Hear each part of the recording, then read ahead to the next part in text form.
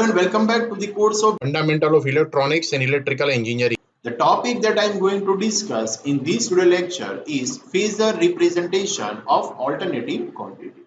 In the previous video lecture of AC circuit, I have discussed some of the term related to the alternating quantity as well. I have discussed about the graphical representation, waveform representation and mathematical representation of alternating quantity. In this video lecture, I will be discussing the phasor representation of alternating quantity, why phasor representation is preferred or mathematical and graphical representation. So, what is the importance of phasor representation? We know if we want to represent multiple alternating quantities simultaneously using waveform representation, then that becomes very difficult and we cannot easily find out the phase angle between them. So, easier method for representing the alternating quantity is a phasor representation. Using phasor representation, we can represent multiple alternating quantity simultaneously and we can easily find out the phase angle between them. So we can define phasor is nothing but the straight line. It is nothing but the vector with arrowhead. The length of the phasor is alternating magnitude of the alternating quantity being represented and arrow indicates its direction. So here you can say one reference axis x is there and alternating quantity is represented by some straight line with arrow. Small r is the magnitude of the alternating quantity and theta is a angle. So this is how we can represent alternating quantity by phasor. It is nothing but the simple straight line with arrowhead.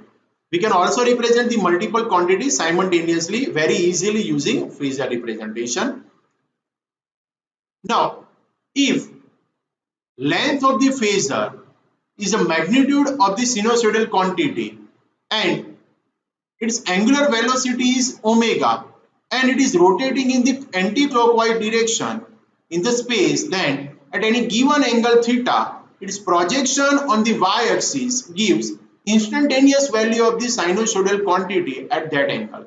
It means that if we take the projection of phasor on y-axis at any instant, that gives the magnitude of the value of the alternating quantity at that instant. So to understand that, here one reference axis is taken and one current waveform is taken, which is a sinusoidal waveform, you can see. Now here one phasor is taken and this is the position of the phasor, which is origin. It is starting at 0.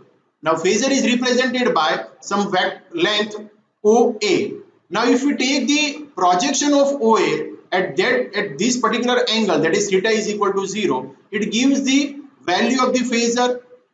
So instantaneous value which we are getting over here is 0 because angle is 0, sine 0 is 0. This current is represented by Im sine theta.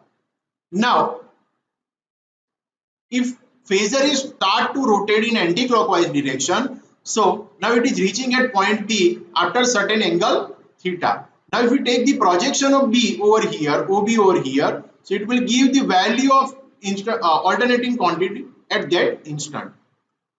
Similarly, if now phasor is at 90 degree, so the value of the alternating quantity will be maximum.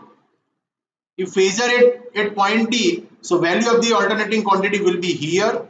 We are taking the projection on y-axis.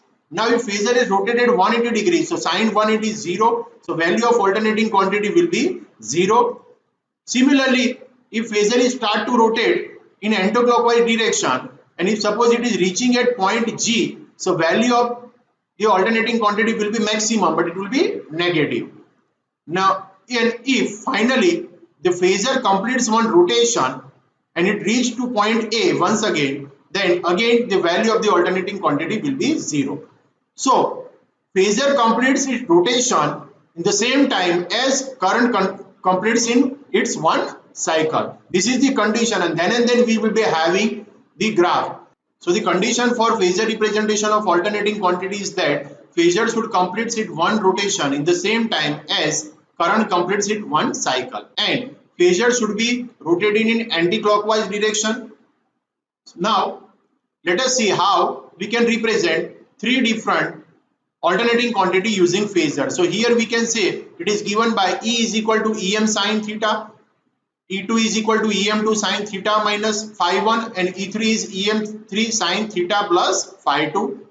So theta here one reference axis is taken as here no phase shift is there. So EM will be in, this is the graph of E1.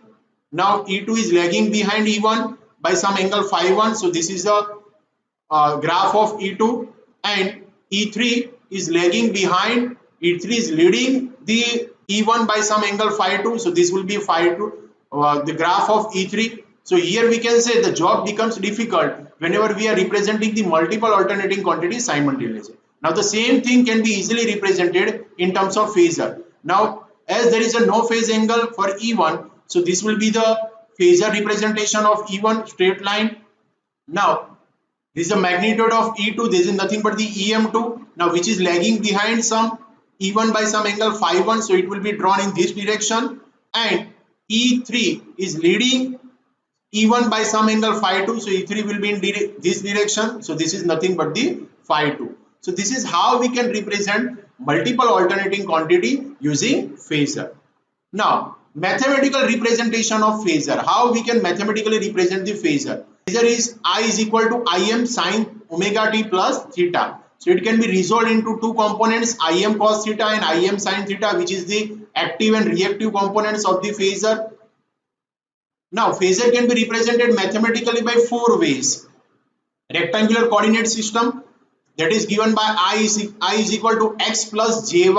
So phasor is represented in terms of rectangular by x plus jy, where x is a active component of the phasor, that is Im cos theta, and y is a reactive component of the phasor, that is Im sine theta. So we can write I is equal to Im cos theta plus j Im sine theta. Now polar coordinate system. In the polar coordinate system, phasor is represented by Im angle theta, where Im is a magnitude and theta is a phase shift. So for example, if we have been given phasor in alternating quantity in terms of polar, I is equal to 30 angle 60 degree. And if we have been asked to write the mathematical expression for that, so that will be I is equal to 30 sine in bracket omega t plus 60. So here Im is a magnitude and 60 is a phase angle. Third is a trigonometric coordinate system, in which again it is represented in terms of x and y component. So I is equal to Im cos theta plus j Im sine theta. So this is the trigonometric coordinate system for the phasor representation. And final one is the exponential coordinate system, in which phasor is represented by I is equal to Im e raised to j theta, where Im is a magnitude and theta is a phase angle. But we'll be using only rectangular coordinate system and polar coordinate system. So in rectangular coordinate system, phasor is represented in terms of x plus jy, and in polar coordinate system, phasor is represented in terms of magnitude and phase angle. Whenever two phasors are going to be added, so it is converted into the rectangular. Addition and subtraction of the phasor is done using rectangular coordinate system, and multiplication and division of the phasor is done using polar coordinate system. Now conversion, it is sometimes it is required to convert polar representation of the phasor to the rectangular form. So for that, suppose phasor given in the polar form is I is equal to Im angle theta. Now it can be converted into the rectangular form as I is equal to Im cos theta plus j Im sine theta. Suppose you have been given I is equal to 30 angle 60, that is a polar representation of the phasor, and you have been asked to convert it into the rectangular form. So it becomes I is equal to 30 cos 60 degree plus j 30 sine 60 degree. Similarly, sometimes it is also required to convert rectangular form into the polar form. So we know rectangular form phasor is given by I is equal to x plus jy.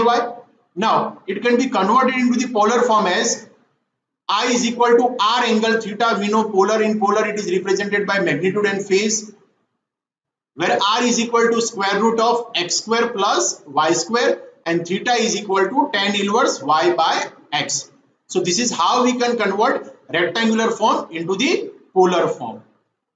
So rectangular form, suppose given is I is equal to tan plus j 17.32, and if we have been asked to convert it into the polar form, So r becomes square root of 10 square plus 70.30 square, that is nothing but the approximately equal to 20, and theta is equal to tan inverse 17.32 divided by 10, and that we are getting is 60 degree.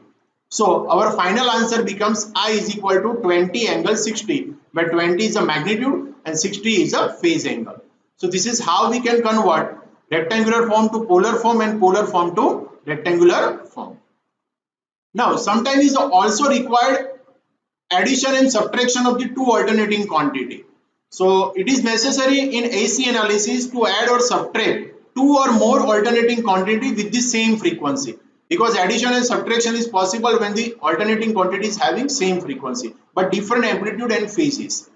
So addition and subtraction using waveform is much tedious process and it is a time consuming process. So it is preferable to add or subtract the alternating quantity by using phasor. This is called as a phasor addition or subtraction or vector addition or subtraction method. There are two vector or phasor addition or subtraction method, which is known as a graphical method and analytical method. So let us start with the graphical method for addition and subtraction of alternating quantity. So in this method, the phasor diagram is required to be plotted with this scale. Now let us see the step-by-step procedure to draw the graphical method. So for that, we have to choose one phasor as a reference phasor and it is drawn on the x-axis. So suppose this is the phasor, the magnitude of the reference phasor is Im1, which is drawn on the x-axis. Now draw the remaining phasor one after another considering their individual phases. Now from here we have to draw the other phase. Suppose it is having phase angle theta 1, and from here we have to draw the third phasor which is having angle theta 2. So phasor 2 is drawn with respect to phasor 1 and phasor 3 is drawn with respect to phasor 2. Theta 1 and theta 2 are the angles of phasor 2 and phasor 3 respectively. Now join the last point with the origin to complete the vector polygon. So here this point and this point we have to join, and this is the magnitude of the resultant phasor, that is IR. Now the length of the phasor from origin to the last point represent the maximum value of the resultant quantity, and the angle made by the resultant phasor with respect to the reference phasor is nothing but the phase angle of the resulting quantity. So this is how we can find out the magnitude of the resultant quantity from the given phasor. But this is a very complex procedure. In this procedure, we have to draw the phasor diagram to this scale. Then and then we are getting the accurate result. Now, moving towards the next and very easy procedure, that is analytical method. So graphical method are inconvenient and time consuming, as I told you. Now in analytical method, what we have to do, we have to represent all the phasor in terms of rectangular form, because we want to do the addition and subtraction, and for addition and subtraction rectangular presentation is used. Then we have to find out the x component, that is a real component, and y component, that is an imaginary component of all the quantities, all the phasors. Now we have to add all the x components and y component to obtain the resultant x component and resultant y component, and finally the magnitude of the resultant component, resultant phasor, will be r is equal to square root of x square plus y square, that is a magnitude of resultant x component and magnitude of resultant y component, and phase angle of the resultant phasor will be theta is equal to tan inverse y by x, where y and x are the resultant x component and resultant y component. So you can see graphical method is very time consuming and it is inconvenient whenever there are more number of phasors are involved. An analytical method is very easy. Using analytical method we can add more number of phasors very easily. So this is all about the today's video lecture. In this video lecture I have discussed about the phasor representation of alternating quantity, the condition to represent the alternating quantity in terms of phasor, then mathematical representation of phasor, then two methods for addition and subtraction of the phasor, that is graphical method and analytical method. Hope you have enjoyed the video. Thank you for watching.